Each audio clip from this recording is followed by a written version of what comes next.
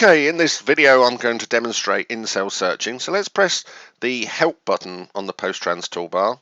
And you can see here we've got a list of examples. I'm just going to type SQU, and you can see here there's an example, SQU with expanding BOM, which stands for Bill of Materials. Now let's just double click on that and that'll open that template. Let's just rearrange the screen a little bit. Let's get rid of the other example, that's the other template that's open. Okay. So let's explain some of the functionality this in-cell searching gives us. Well, it enables the designer of the template to defines the way the cursor moves through the template to enable fast data entry and provides in-cell searching. So if I move to the account record and type A, PostTrans now connects to the Exchequer database and shows me all the accounts beginning with A. Now I click on them and now it's showing me the general notes for that account. That's one of the options of the in-cell searching. So let's just OK that. And we've also filled in the delivery address, the balance and the company name, and I believe the phone number's written down here. Now this is not using OLE, this is PostTrans knowing that that account code has just been selected and therefore filling in other parts of the sheet. So we're going to talk about those settings in a few moments. And as I say, the cursor has been defined to move through the sheet in a defined way. So now as I've tabbed down, I've gone to the first line of the transaction. Now I've already got 4 lines in here, so I'm just going to carry on tabbing through, and as you can see the cursor's moving in and across. So as we'd expect in the stock item, I can type BA and select a stock item, and the cursor's moved across to column E, so I can type in there the quantity. Now it also filled in the unit price and the discount and various other things. That quantity, as it changes, PostTrans will look up any quantity discounts in Exchequer and alter that unit price if need be. Now we search for the start of a stock code, but in actual fact I can press space on any of these in-cell searching, and if I tab away I would see everything, every code that's actually in the Exchequer database. But if I type in there space 100 watts and then tab away, PostTrans will actually do a word search based on the stock name. So therefore I can pull out any stock item that's got 100 watts in the description. You can also see there the free stock levels for the particular location, in this case defined in cell C10. And we simply go through. Now I did say if we press space and tab away, now I'm just move the cursor to the transaction type, and I'm just going to do that on there, and here you can see all the different transaction types. So if I wanted to place a sales order rather than a sales quote, simply change it that easily. The same is true for the currency. You'll be able to flick through and see the different currencies. Now again, depending on how I set up my in-cell searching, I can make that default currency be filled in from the account record information, and the same with the location. Indeed, even if we don't specify the location on the sheet, PostTrans will either use the default location on the account record or its own setting in the default setting within the setup set down here. So how do we access the settings? Well, as we just saw, we went into setup, and previously there was a version of PostTrans that had live lookups, which was always in here. So what we've done here is we've actually provided a button that allows us to access all the settings to provide this in-cell searching. Now, so I've just gone through the setup window, but if I hold down Shift and press setup, you'll see it goes straight to that window. So that's Shift while pressing the setup button, goes straight to this window. So the first tab on this window actually allows me to alter the way the cursor moves within the template. So if I just move it to the right here, you can see here we've defined it to go from C3 to C4 to C5 down, and finally to C10, the first transaction line. Now, if we move the cursor to the delivery address, because we were going to type in there, we might want it to move through the entire delivery address and again back to the first line of the transaction. In the transaction, all I want is column C and E. So that's all we need to fill in. So that's how you define the cursor path. Now, how does the rest of this the account in cell searching work? Well, if we remember, in our setup, we always defined where the header cells were mapped to. So all we do to define an in-cell searching is just put a little arrow up on the top of any of these references.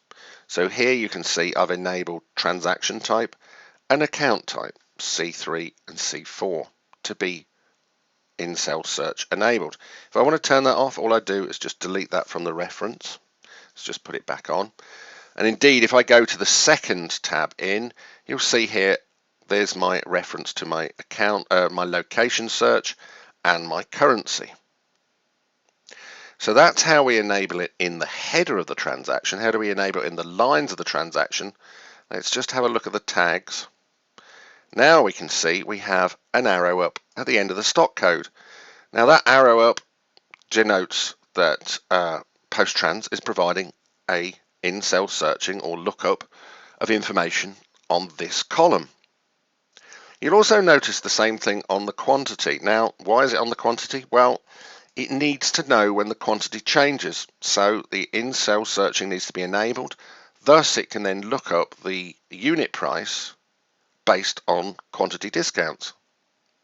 Now, if you want to turn this off for any particular reason, maybe you're using your own formula or whatever, you just simply delete the arrow up on it. And indeed, if I go to my design window now, we should see all of the tags. Let's just move it over there. All of the tags here that provide in-cell searching. Indeed, there are 2 or 3 that actually provide customer and supplier searching within a column. These are used primarily for the back-to-back. Indeed, the VAT code, I'll open the Inclusive VAT one in a second example, and we'll discuss that in a second. So effectively, we can disable and enable searching on a column by just removing the arrow up on the end of the tag. But how does PostTrans know to write the description in and the unit price, etc.? Well, let's hold down Shift and go back to these settings. And let's just talk about a few of these tabs. How do we know how to put stock description in? If we go to stock options, you can see here it says description goes in column D, so that will write the description in, price in column F, and the discount. Now some of these are optional. You may, if you don't use discount, you may not need that even in there. So what this is telling me here is this is the unit price, but it has had already 10% applied to it. There's also some options here to expand opportunities. So any opportunities relating to a stock item or a bill of material will expand. Also, we have additional mappings here, so we can add all sorts of things like the free quantity here is being written to column O. Well, so I think that's way over here. So that's the free column in the particular location. So very flexible there without any formulas. Now we also have a few other options, like we can show general notes on a selection of a stock item. So if you want a warning or some instructions about placing that item on an order, you can do it in there.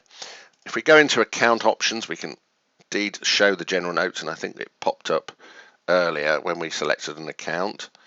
And we can opt to fill in telesales history and any items on a stock matrix down the bottom. And under account mappings, here we define what we want writing back to the sheet when we select an account. So you can see here the account name is written back to cell D4, etc., etc. And here's my delivery address. Now the delivery address is taken from the account record, so now that is either the delivery address or the main address if there is no delivery address. So all that complication is taken care for in the background. Now, of course, you would probably have this mapped to your delivery address and your order, and this button here just basically pulls the settings from the settings mappings, so you don't have to fill them all in manually. Of course, there's context sensitive help, so if we click on here, the help option, we can go to our help on a website, and we also suggest various examples which demonstrate particular features. So now I said I was going to look at the nominal example. Let's just type nom in there. So we've got here an example with inclusive VAT. So on nominals, we can actually, we could type in here cost, and there's all my nominals beginning with the word cost in. Obviously, I could type in a GL code 52040 maybe, and that fills in my GL code. Or I could type in 520, which I know is a heading, so now I see everything underneath that stock heading. So I have a variety of different ways of searching there. In this example, you might want to write over the GL description, so you can now write over the GL description, and I type in 100, and is it inclusive of VAT? And yes, it is. So PostTrans is doing a lot of the calculation in this example itself, and here of course we can see all our different VAT codes. I just press space and tabbed away, so I can make that one 0 VAT if I wish. Now this also has a contra account on it, so everything is going to the opposite side of this journal is going to be posted to this particular GL listed in this mapping here. So let's just expand this and have a look at the tags. Here we can see obviously we've got an arrow up on the end of GL code and VAT code. And this VAT over here is being calculated by this hidden section across here. So we've got several formulas doing that. And this is actually the two values that PostTrans will post to Exchequer. So that's all hidden in the background. Now it may also be worth noting where these settings are actually stored. When we used to go to this setup tab here, all of this setup is actually stored in the defaults tab. Now for in-cell searching, you may have 2 or 3 sheets, but you want slightly different layout in terms of searching. These settings are now stored in this comment hidden in cell A1. So everything's stored in there, so each individual sheet can have its own cursor path defined and in-cell searching settings.